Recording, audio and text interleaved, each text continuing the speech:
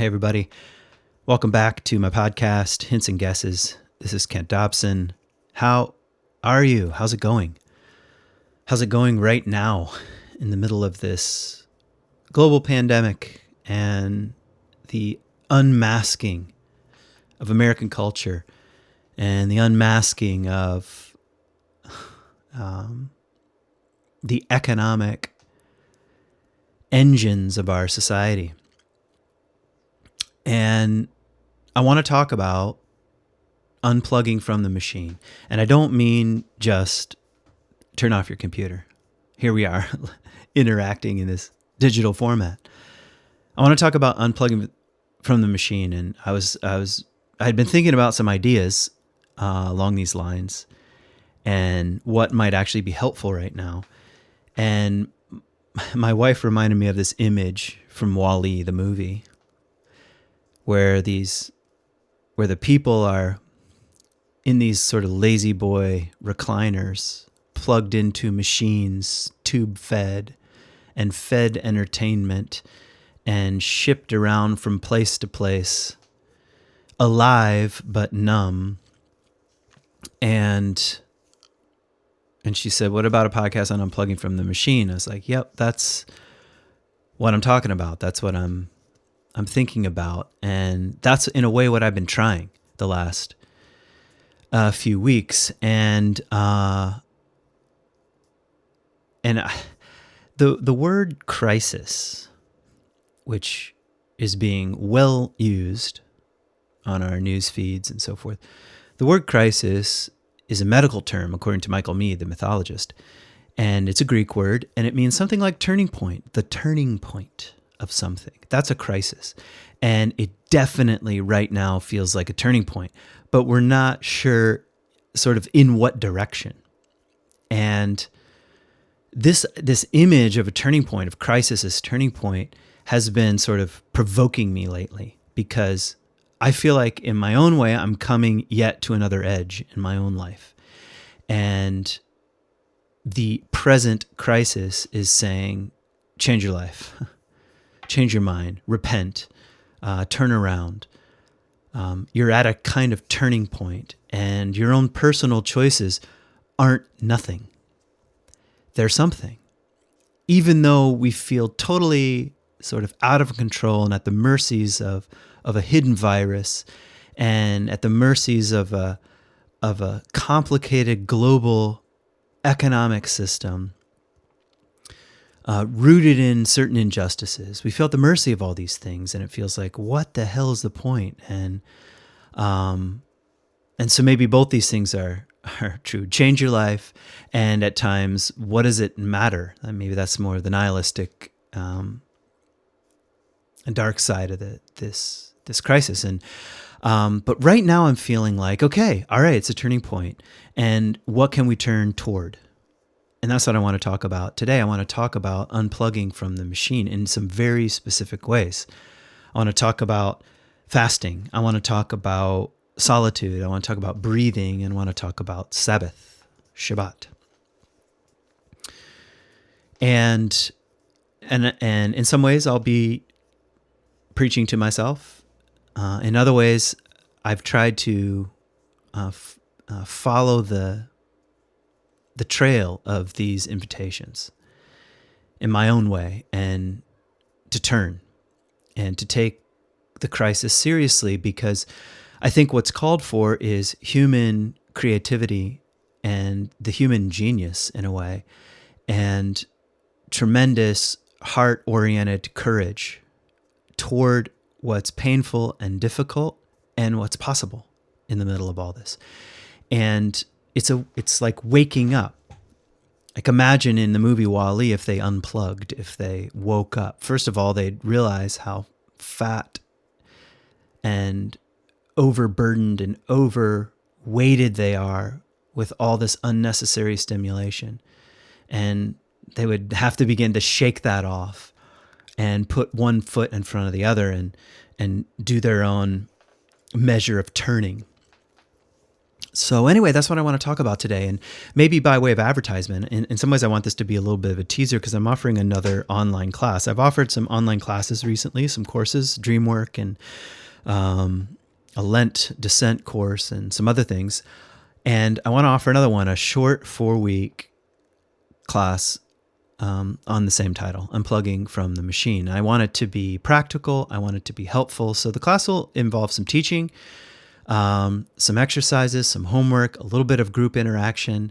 There will be limited spots, but it'll be a little bit bigger than, I hope, than if people want to sign up, than some of my other classes like Dreamwork, which I needed to keep quite small. And anyway, check my website, kenttopson.com. Click under experiences. Under that, you'll see something called Wild Soul Programs. Very simple. Click on that. List of all my programs. The only upcoming one, because of all this code stuff, is in fact Unplugging from the Machine, 4 weeks. We will meet noon Eastern Standard Time on Sundays. And that way, I do have a lot of people from Europe who listen, and it might accommodate some times that work for them instead of doing the evening on Sunday. So noon Eastern Standard Time, 4 weeks, sign up. Spots are limited. Would love to see you there. So,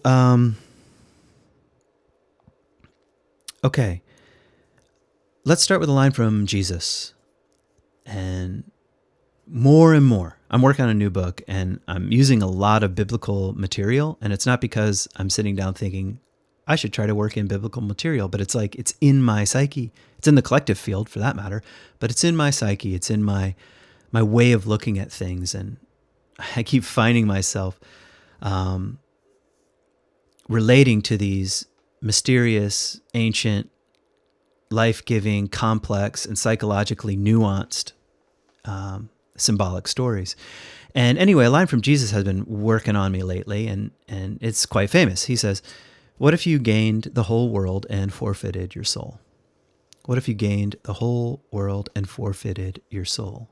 What can you give in exchange for your soul? He asks as a question. What can you give in exchange for your soul? What if you gained the whole world? What if you were plugged in to a machine that met all your needs and fed you the right nutrients to keep you alive and chose for you what to care about, what to get caught up in emotionally? What if you succeeded in your dreams and you succeeded in the eyes of your peers and you made it and you lost your soul in the process? What can you give in exchange for your soul? It's a haunting question, and he doesn't explain what he means by soul. And I think that's part of the genius of Eastern teachers in general. I mean, I generally associate Jesus with the West, but he's really an Eastern teacher. And some of his teachings are more like koans than anything else. And this is one of them. What can you give in exchange for your soul? And the word soul in Greek means psyche, or the word is psyche, I should say. And of course, Psyche is one of the Greek goddesses, and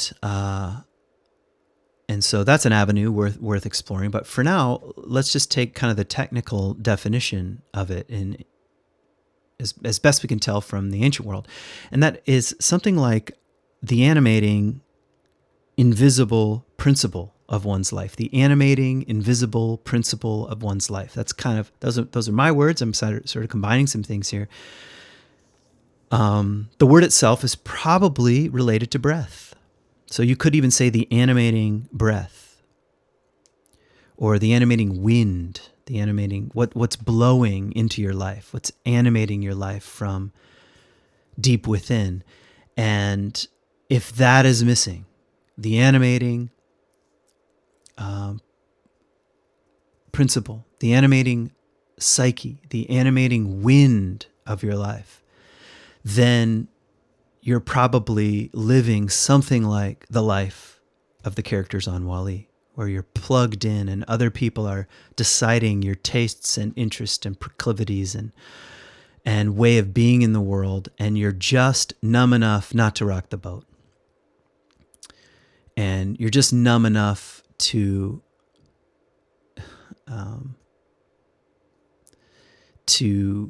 fulfill the status quo, to keep things as they should for everyone. And the psyche is the part of us that stands up from time to time and says, no, or knocks on the door, or assaults us with a dream, or drops us off in a kind of mysterious or numinous experience that we can't explain. And we think, what is this world? And who am I? And what am I doing here? These are the questions that psyche loves, the animating spirit within us loves. And it's the thing that makes us human. In fact, we could even say, speaking of the biblical text, it says, and God breathes on human beings, and they have the breath of life. That's something like psyche. That's something like the animating spirit. And if that's gone, life is gone, which makes right now, which I said in the last podcast, this call to racial justice around the image and the phrase, I cannot breathe. I cannot breathe. I cannot breathe the breath of life. I cannot breathe the breath of freedom. I cannot be myself. Something is choking me out. And we feel that. We feel that from our systems. We feel that inside certain zip codes. And of course, our Black brothers and sisters are saying, we have felt this for 400 years. And I can't breathe. And something is being stifled. And the present crisis, the present turning point is saying, life does not have to be this way. It shouldn't be this way. Or it could be better. I'm not talking about some sort of fantasy, utopian fantasy. But I'm talking about life can be more life-giving. Our systems and our way of relating to one another and our relationship with the natural world can be more life-giving rather than stifling. And with all of our glut right now and access to information and glut of entertainment, it's just starting to feel gross for so many of us. And the animating spirit, the psyche, the soul, is knocking on the door. And we hear in the wind echoes of an ancient brown-skinned teacher named Jesus, Yeshua, Joshua, really, saying, what if you gained the whole world? What if you had everything? What if you were the greatest country on earth? What if you lived in the right zip code and sent your kids to the right school? And what if you gained the whole world? What if you had a Tesla? What if what if you had it all and forfeited your soul, denied the real animating spirit of life? What can you give in exchange for that? And so I feel like that's a pressing question right now, and one worth turning toward. And what I've noticed recently, I've been experimenting with a few different, disciplines, and one of them is not letting my social media feed or the news dictate the entire day or dictate my emotional response or responses to the entire day, which is what I do. I hand it over. I hand it over to something and someone else, often a corporate someone or something. And I'll let them determine. By the way, I think it's strange. I don't know how you feel in terms of Black Lives Matter right now, but I think it's interesting and strange and somewhat disturbing that so many corporations are jumping on the bandwagon. And it could be that these corporations really do have in mind the best interests of the most marginalized people, or it could just be good public PR. You decide. But it makes me uncomfortable, as if they're just blown around by public opinion too. And they're not really concerned about the bottom line. They really care for us. I think, What's happening? And I just think it's interesting that people on the streets and corporate America have the same message. How can that be? Something seems a little off in that scenario. But anyway, my main point is, what would it be like if the emotional terms of my day, starting with the morning, were not dictated by corporations and someone's Facebook rant and the ticker and the body count, the CNN body count? And I'm not saying I shouldn't know about these things, or I should insulate myself and isolate myself and live like a hermit. I'm not really saying that. I'm saying something like handing over the emotional energy, because this is what happens in a crisis, in a turning point, is that our survival strategies, our evolutionary survival strategies, which we cannot get rid of, fight, freeze, rooted in fear, get activated. Nobody gets out of this. Nobody, not even Eckhart Tolle, I'm guessing, is enlightened enough to somehow be, 6 inches above the instinctual self. No, the instinctual self is activated in moments of fear. And that's what's happening on the political sphere right now. It's using our most base reactivity, instinctual reactivity, to further its own cause, whether you're on the right or the left. If you're on the left, you are deathly afraid of another 4 years of Trump. If you are on the right, you are deathly afraid of 4 years of socialism, or whatever you want to call it. You fill in the blank. And once you're at that level, it's very difficult to have nuanced conversation. It's very difficult to let your guard down and say, I could be wrong and I'd like to listen to the other side. In fact, the energy, it's like the mob mentality, is contagious. And you simply further back yourself into a corner, into whatever corner you're in, and it's an us versus them world. You've heard me complain about this kind of stuff on my podcast many times if you're a long-time listener. But don't think yourself to be above all this. Say, yep, I'm prone to this. And actually, watching the body count stack up activates these things. And I should know that about myself. And bring some level of consciousness, and not to pretend to be above it. But say, this is what happens. It's just, if it's the only thing that's happening, then it's not much more than being plugged into a wall, like in WALL-E, being plugged up into the machine. And that's not a life. That's not a soul-oriented life. That's not a life of the animating deep self, the deep psyche, the deep breath of life, with its wild imaginative creativity and its own innate abilities to be self-sacrificial and serve and work for the common good and respect and listen to and honor the other as a sacred being, and to be in better and healthier relationship with the wild world, which in and of itself, according to the Bible, is itself the Word of God. So what I'm suggesting is that there are some ancient and old ways of bringing ourselves back into alignment with the animating spirit. And I want to riff on them for just a little bit. So the place to start, I think, is with a brief discussion about the Sabbath, about Shabbat. And there's something intriguing to me about this ancient imperative from the Ten Commandments. Do no regular work. Once a week, do no regular work. And of course, when I lived in Israel, Israeli culture itself was oriented around the Sabbath. Even the great Jewish mystics say the Sabbath is more important than the Day of Atonement.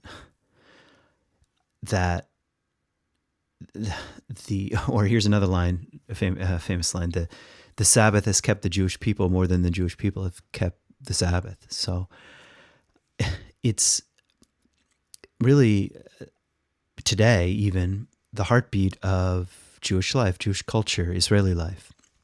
It even spills over into the broader society, the Christian community, and even the Palestinians to a certain extent. Their life too is ordered around this day of rest for the Israelis, depending on where they live, of course. And, it's very strange. It's like a big, bustling city, which is what Jerusalem is, shuts down, The buses don't run. The cafes are closed. Now, of course, there are some that are non-kosher that open on Shabbat and this kind of stuff. But for the most part, the city comes to a stop, and people are outside, and people are out on walks, and candles are lit, and food is made. And if you're out in the countryside, you see all the soldiers trying to hitchhike home for Shabbat on Friday afternoon to get home before sundown.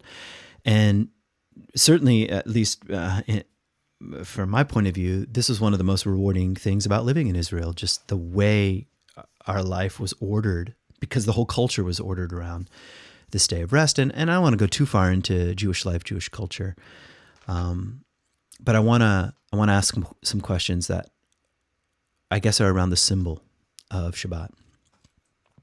Do no regular work. And ask yourself, how's that going? Are you that sophisticated, that enlightened, that cultured, that non-religious, that you're above such a thing? Would you say that modern life is better because we're constantly available? I put something on Facebook Marketplace yesterday, actually, and I guess I priced it low. And in the morning, I had like 20 some messages, including like, why won't you answer me? Because I'm sleeping. That's why I'm not going to answer you. But in our culture, we treat people like they ought to be available to us at all times.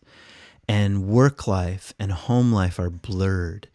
And social media and work and friends and family and the line is blurred. And now we mix in that news content and entertainment content, and it's like a fire hose, just coming at you all the time.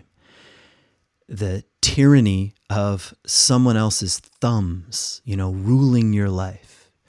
And, oh yeah, I can handle that. I can detach, except we can't. It's too addictive. Russell Brand is right in his book Recovery that the entire culture is suffering from various kinds of addiction. By the way, great book. Definitely you should read it. Or listen to it on audio, even better. His voice is amazing. Anyway, so, but, 3,000 years ago, the ancient intuition, mystery, instruction from the divine, from as best the Jewish people could understand the divine mystery, they understood if we're going to stay connected to source, we have to take a break once a week. That's what they were saying. And let me say it as directly as I can. That's what we need right now. We need a Shabbat. We need a Sabbath. We need a day of no regular work. We need to unplug from the machine.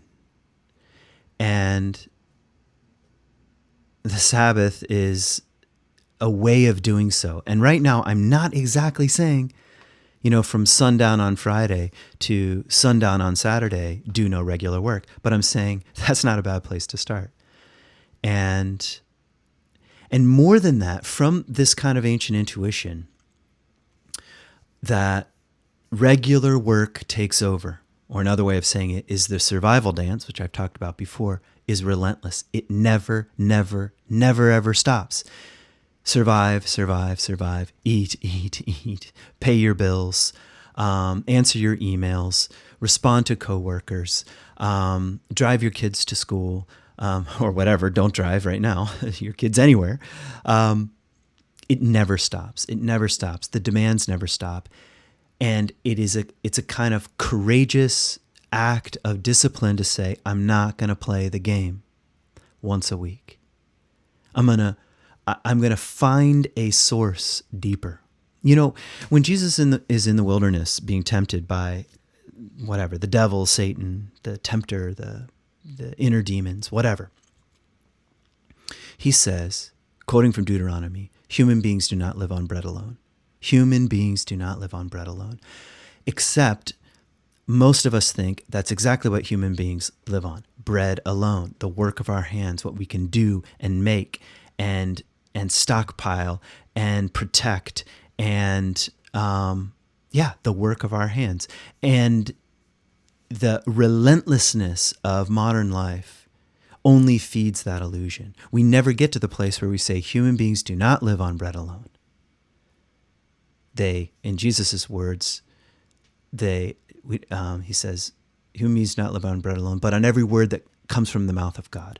And what are the words that come from the mouth of God? Wind and air and soil and sunlight and a pomegranate and a clear stream and the ocean and the constellations and the mysteries, the wonder and mystery of sheer being. You can't get close to that when all you're doing is being fed by a pipe that comes out of the wall and takes over your mind and your heart and your consciousness. And I'm not putting anyone down for this. I mean, it's part of the survival strategies. It's evolutionary that we react, and that fear is a kind of survival trigger. And that's why once a week we have to say, no, I'm not going to do it. And I'm challenging myself, and I'm challenging you. What does Shabbat look like for you right now, in this moment, in this crisis, in this turning point? And maybe kind of spilling out from the symbol of Shabbat, I think we can say just a brief word about fasting and solitude and even breathing, which are things that I've been trying to practice, just little bits and pieces of. And see, fasting is interesting. Of course, as you probably know, it's like the latest health craze, and there's a lot of wisdom to it. Resetting the metabolism and so forth. But I'm not talking about intermittent fasting. I'm talking about something else. And I'm not talking about restriction, like, I got a problem with chocolate, I'm going to give that up for a while. That's not what I'm talking about. Fasting as a trans-religious, trans-spiritual practice, which is exactly what it is. It's in almost it's in every culture that I know of, some form of it. It's a consciousness shifter, fasting is in and of itself, is not about restriction, but about emptying. A kind of deliberate self-emptying. I'm going to empty myself from the things that ordinarily fill me up and keep me occupied and take up my time and satisfy me. I'm going to empty myself, and I'm going to pour out what normally fills up the glass and be an empty vessel. I'm going to dump out onto the ground all of the contents that usually fill me up. So it's an act of self-emptying. Kenosis, I think it would be called in Greek, self-emptying. I might be wrong about that. Kenosis, that sounds right to me. So someone can look it up. Google that. Different than gnosis, which is knowing. In any case, and why would we do such a thing? Because how else can we feel the source of our own life? How else can we reconnect to the soul, the psyche, what did I say before? I wrote it down. The animating, invisible principle of one's life. How can one connect with the animating, invisible principle of one's life if you're overflowing with stuff and noise and food and alcohol and any number of numbing agents? So Sabbath, you can take a kind of Sabbath just by fasting. And it might be time to consider such a thing. What would a fast look like to me? I was talking to someone the other day on the phone, and they were telling me about some pretty major shifts that were happening in their life, and they were happy about these shifts. Some subtle things seem to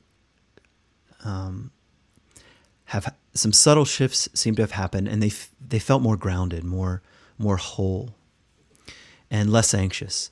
And we were talking about this and kind of celebrating it, and then they added, kind of as an aside, that I got off Twitter and a couple of other forms of social media for a month.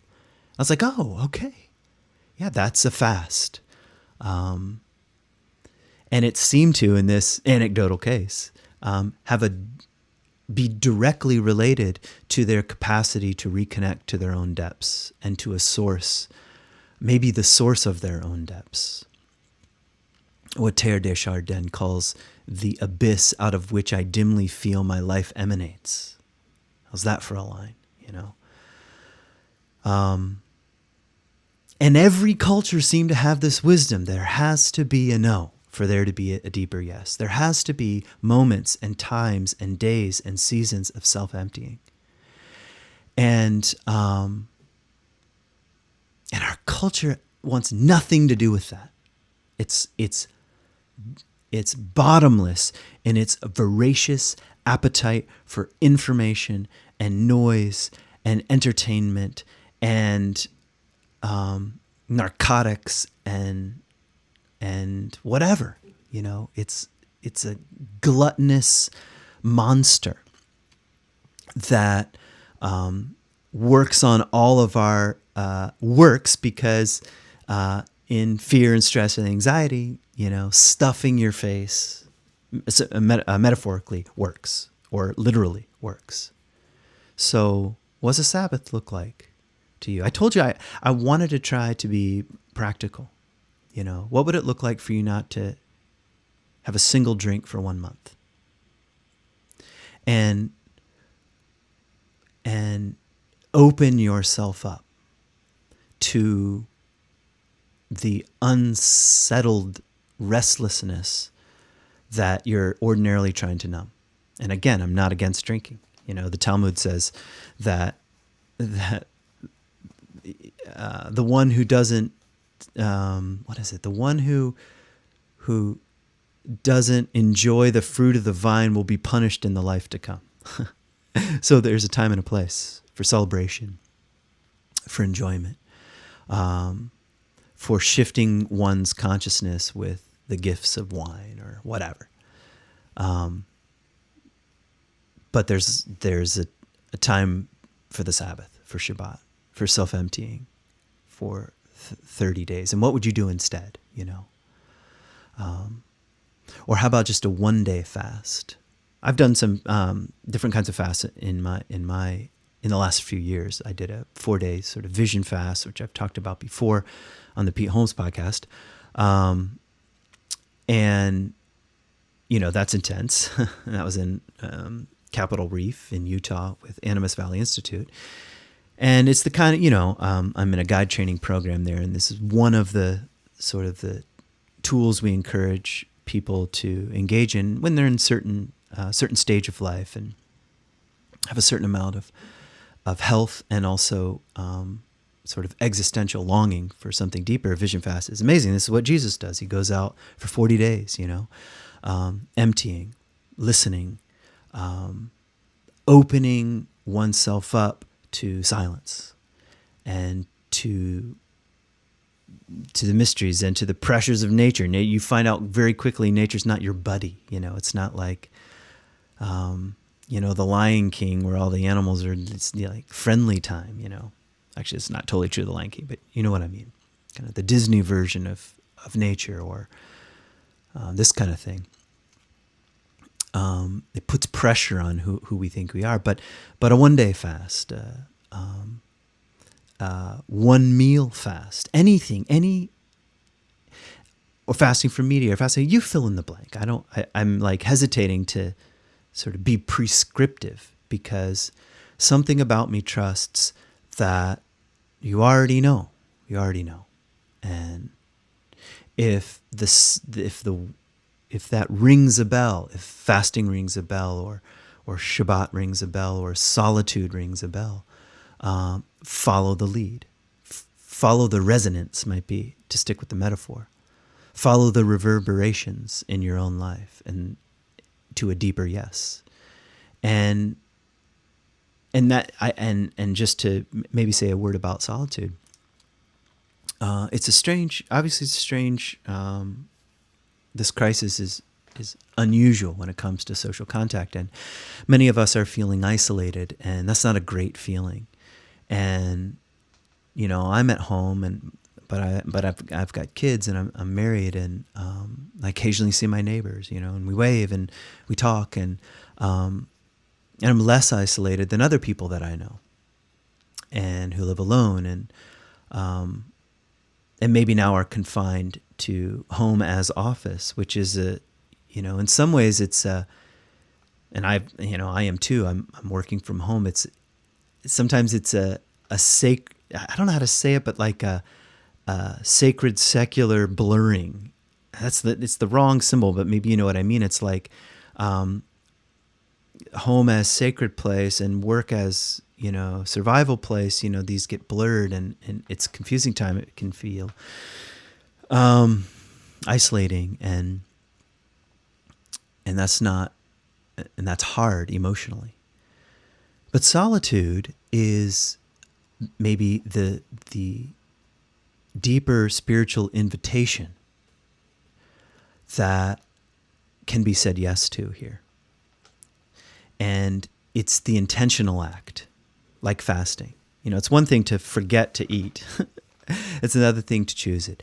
It's one thing to feel isolated. It's another thing to choose solitude. And to say, nope, no more. No more podcasts.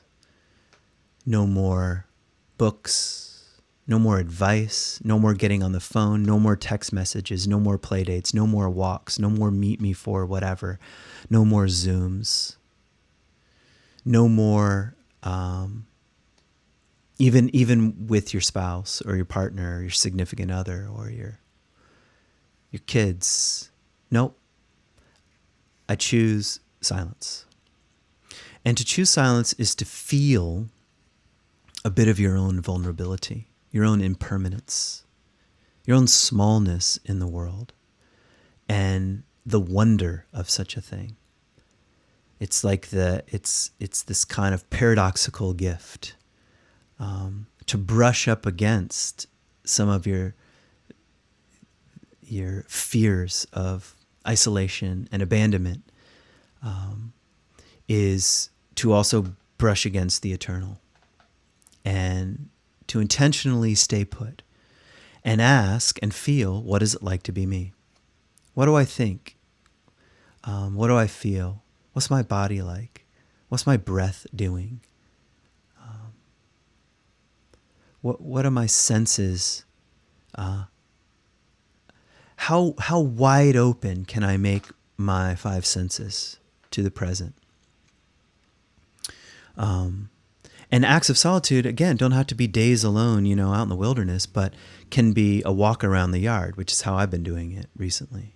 I'm going to walk around the yard. I'm not going to listen to things. I'm not going to listen to music. I'm not going to listen to podcasts. I'm not going to think and plan what I'm going to say on a podcast or in a sermon or write my book while walking. I'm just going to walk and breathe in and out, and breathe in the trees, and exchange breath with the flowers and the grasses and the summer air, and simply be present to the place I find myself in the world by some mystery. And when I think about it just now, wandering around my own yard, in no way, in not a million years, could I have dreamed up such a life. Could I have put together and made conscious choices to create just the right circumstances to end up in this part of the world with this kind of body and mind, with these sensitivities and also hang-ups, I suppose. And I could have never dreamed it up, not in a million years. And that is also to feel the mystery of life and the gift of life and the impermanence of it all. I mean, one of the things about practicing solitude is that it's like courting death. And I don't mean to be too dark. And it's like all the news, watching the body count and this many cases and these many people died in Kent County where I live, and then, in Michigan, and then wherever, all over the place. And there's a kind of terrible realization that we're all going to die. And death is a limiter. And death is also the thing that turns up our consciousness. Yeah, and how do I want to live? See, this is why Adam and Eve get kicked out of the garden. They think they're going to live forever, and they get kicked out of the garden, and they wake up to their own proclivities and their own possibility for moral failure. They wake up to the fact that human beings have a kind of consciousness that can choose good and evil, both. And in that state, they're kicked out of the naive garden. They're kicked out of the womb where everything is perfect and all their needs are taken care of. And they're east of Eden, and they can't go back. And that's the place we find ourselves in. And part of that is the fact that we know from dust you came, to dust you shall return. And that is the thing that makes life precious. So I don't celebrate the deaths that are happening because of the present crisis, because of the present turning point. And I also know that it's like a seed of consciousness planted in the heart of all of us who are plugged into the machine. And to find moments of Shabbat, of solitude, of fasting, of breathing, is to connect, I think, to the deeper sources, to I keep forgetting this line, to the animating and invisible principle of one's life. And maybe if you're so mystically inclined, to the eternal source that is, to the eternal source, to the very thing that out of which our life springs by no choice of our own. The abyss, the divine abyss that brings forth life itself. So I don't know what you heard today. I hope a hint, a guess, a clue, an invitation, and a challenge. Like, when I say practice Shabbat, try to fast from something. Choose solitude. Choose to breathe the air that sustains us consciously. I'm talking to myself. I hope you know that by now. I'm not a guru, dispensing. I'm a practitioner, and not a very good one most of the time. So I want to thank you, those of you who've been listening to my podcast for a while, and share it, share it with anybody, friends or enemies. It helps. And thank you to my Patreon supporters. Really, really, really, really. I cannot thank you enough, especially right now, in this time, that you want to take a little bit of your money and say, I support this kind of work in the world, and thank you. So really, I'm really, really grateful. If you want to become a Patreon supporter, you can find the link on my website or patreon.com/Kent Dobson. And it helps keep me free from ads and that sort of stuff. So I want to end with a reading here by Teilhard de Chardin. It's something I read before on this podcast. I don't know. 5 or 6 ago. Who knows? It's from the Divine Milieu. And Teilhard, actually, I don't know a ton about Teilhard. I've sort of been introduced to his work through friends and sort of reading footnotes of people that I respect. And but one of the things I do know about him is that he was influenced. Well, he was a paleontologist. So the reality of evolution and its massive confrontation with worldview, he was at the forefront and was integrating and absorbing science and the vastness of time into his very mystical Christian worldview. And he's a person of our times. He's a mystic for our times, really, because he's not dividing the world up into this information counts as spiritual and this information counts as, science. Or he was an integrator and was living in such a way. And so anyway, here's the passage from the Divine Milieu about descending. I took the lamp, and leaving the zone of everyday occupations and relationships where everything seems clear, I went down into my inmost self. I took the lamp, and leaving the zone of everyday occupations and relationships where everything seems clear, I went down into my inmost self. To the deep abyss, whence I feel dimly that the power of action emanates. But as I moved further and further away from conventional certainties, by which social life is superficially illuminated, plugged into the machine, I'm adding that, I became aware that I was losing contact with myself, with the self I knew up to that point. At each step of the descent, a new person was disclosed within me, of whose name I was no longer sure, and who no longer obeyed me.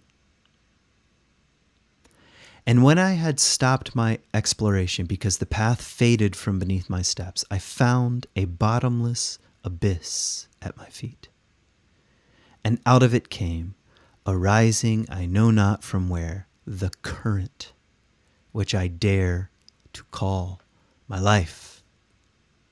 So, my friends, may you have the courage in your own way to venture out closer to the abyss that he speaks of, to leave the zone of everyday occupations and conventional certainties and a social life that is superficially illuminated, and a lazy boy where you're plugged into the machine and you're fed the tyranny of someone else's urgency. May you have the courage to say no, to find a Sabbath, to fast, to choose solitude, to breathe in and out as you do so, and to walk out with your feet hanging over the edge of the abyss in order to feel the current which you dare call your life, emanating from the darkness. Peace.